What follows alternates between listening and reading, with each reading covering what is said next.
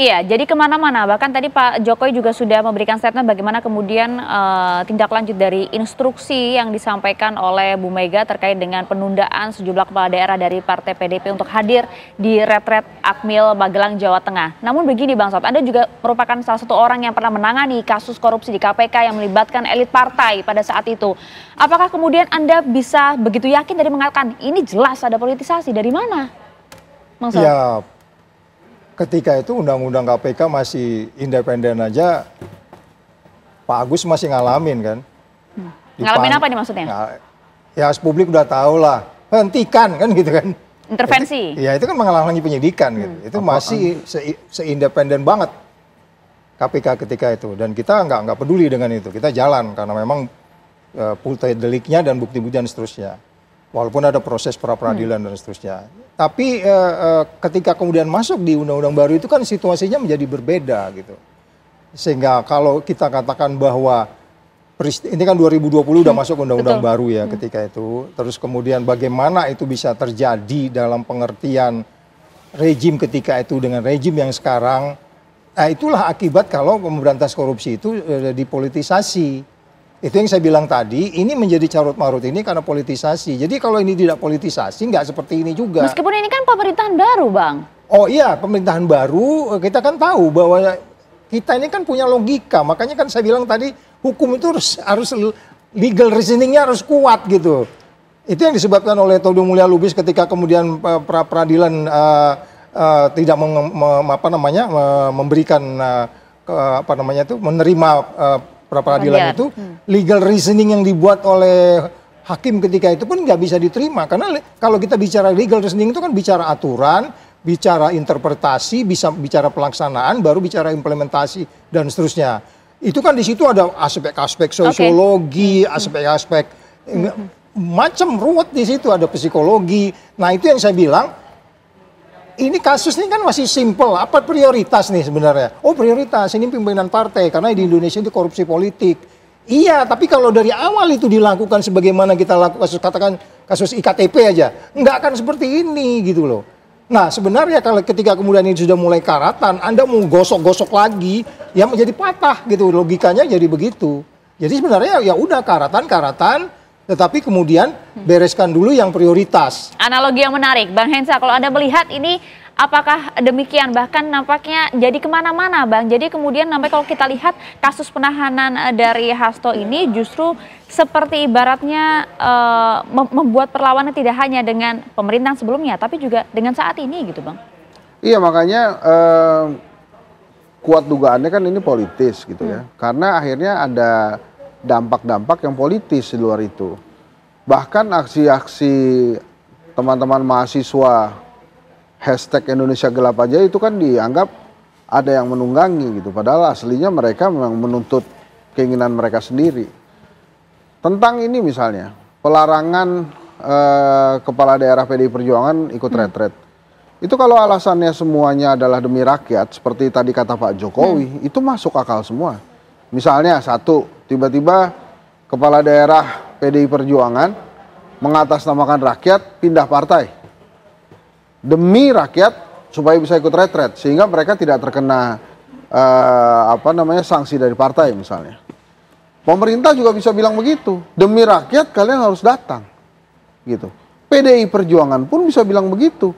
Demi warga PDI Perjuangan yang telah memilih Anda, yang notabene adalah rakyat, Anda harus ikut apa kata partai. Oke, tapi kalau melihat membaca situasi kebatinan dari seorang Megawati Soekarnoputri, menurut Anda apa yang kemudian terjadi hingga kemudian membuat Bu Mega begitu ya harus membuat instruksi sedemikian rupa, Bang Hensa? Nah itu kan makanya sebuah pernyataan kekecewaan terhadap kondisi hukum di Indonesia kan. Ya.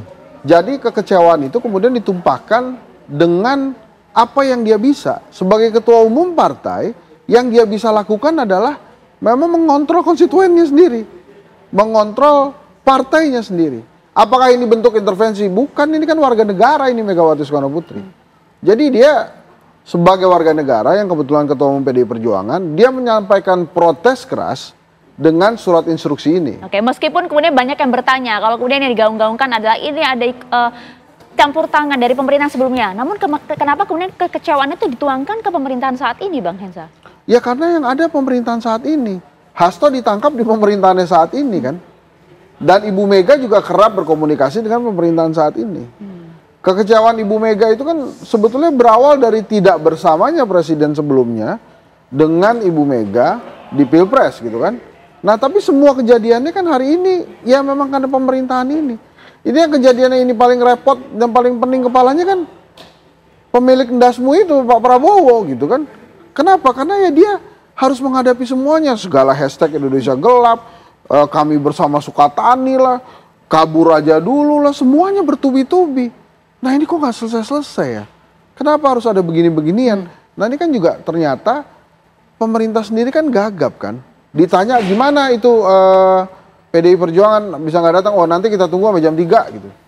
Tapi kalau misalnya ada yang iseng ya, ini aturan pemerintahnya ada nggak? Payung undang-undangnya ada nggak terhadap dikumpulkannya retret para kepala daerah ini? Selama mereka retret, pelaksanaan kepala daerah, pelaksanaan pemerintahan daerah di daerah masing-masing gimana? Itu dia. Nah ini kan sudah dijawab juga oleh Bima Arya, Wakil Mendagri, bahwa ada landasan hukumnya kok Bang Kapitra, bahwa ada Undang-Undang Nomor 23 tahun 2014 tentang pembinaan, pengawasan dan juga penyelenggaraan pemerintahan daerah.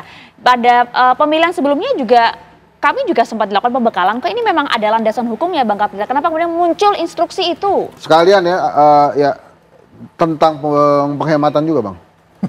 Sederhana aja ya. Efisiensi. Tidak ada kepala daerah kalau tidak ada partai politik. Nah rekrutmennya, pintu masuknya partai politik. Meskipun dipilih oleh rakyat? Mana mungkin rakyat bisa milih kalau tidak diajukan oleh partai politik. Ya. Nah permasalahannya adalah surat himbauan itu menunda. Ada musibah di keluarga besar. Di rumah ibu. Lalu anak-anak tidak membangun empati. Kan untuk rakyat kan tidak disuruh ke Jakarta. Tetap stay di daerah masing-masing melaksanakan fungsinya. Lalu yang salah apa? Kalau ini ada payung hukum undang-undang, kenapa 10 tahun yang lalu atau 20 tahun yang lalu tidak ada? Dilakukan retreat. Kenapa hari ini? Undang-undangnya baru tahun 2014, Bang. 2014, 10 tahun belakang? Ya, ini kan sifat undangan. Kita tidak negative thinking lah, ya. Bahwa pemerintah pusat punya kewenangan, iya. Tapi kewenangan itu harus dilandasan oleh umbrella of law. Kalau itu dituangkan dalam perpres, ya monggo aja, ya. Kalau itu diundang untuk melatih fisik, mendisiplinkan itu positif. Tetapi ada hal-hal yang mungkin sifatnya situasional. Maka kan tidak menolak. PDIP saya lihat tidak mengatakan tidak menolak, menunda. Lah itu kewajiban dong, ya, buat kader PDIP. Oke, setelah ini kemudian apa yang akan dilakukan PDIP, Bang? Saya hanya gini, saya ingin mengatakan bahwa betul tidak ini negara hukum atau negara kekuasaan, rastat atau mastat. Kalau kita sepakat ya dengan undang-undang dasar ini negara hukum, patuhi dong ya semua aturan hukum, efisiensi anggaran yang lagi dicanangkan kita dukung. Ya, kita dukung. Nah, mudah-mudahan retreat ini tidak menyodot anggaran yang besar. Kedua, putusan Mahkamah Konstitusi itu menjadi hukum baru, respending. Ya, dipatuhi juga oleh lembaga penegak hukum bahwa Mahkamah Konstitusi mengatakan pansel yang dibentuk oleh Presiden Jokowi itu tidak sah. Artinya apa? Komisioner ini sah apa tidak? Itu satu. Lalu Undang-Undang KPK yang baru mengatakan bahwa komisioner tidak bisa menjadi penyidik dan penuntut. Kalau surat penahanan tertangan oleh komisioner, oleh Ketua KPK, sah apa tidak? Menurut Anda penahanan Hasto tidak sah? Loh, undang-undangnya mengatakan bukan menurut saya. Oke. Ya, undang-undangnya mengatakan demikian. Oke. Ya, sehingga kalau kita ingin bicara hukum, mari kita konsensus dan komitmen kita tegakkan hukum. Kita lihat tadi Hasto siap menjalankan proses hukum ini. Ya. Makanya saya sedih kenapa harus diborgol sih? Itu dia. Kami tahu juga bahwa PDIP juga siap melakukan perlawanan dalam hal ini. Kami bergeser dulu ke Bung Andi. Bung Andi, respon Anda, Bung? Ya. Kalau saya sangat percayalah sama KPK nggak sembarang lah untuk bisa menahan seseorang tanpa 2 alat bukti yang cukup ya, minimum itu ya.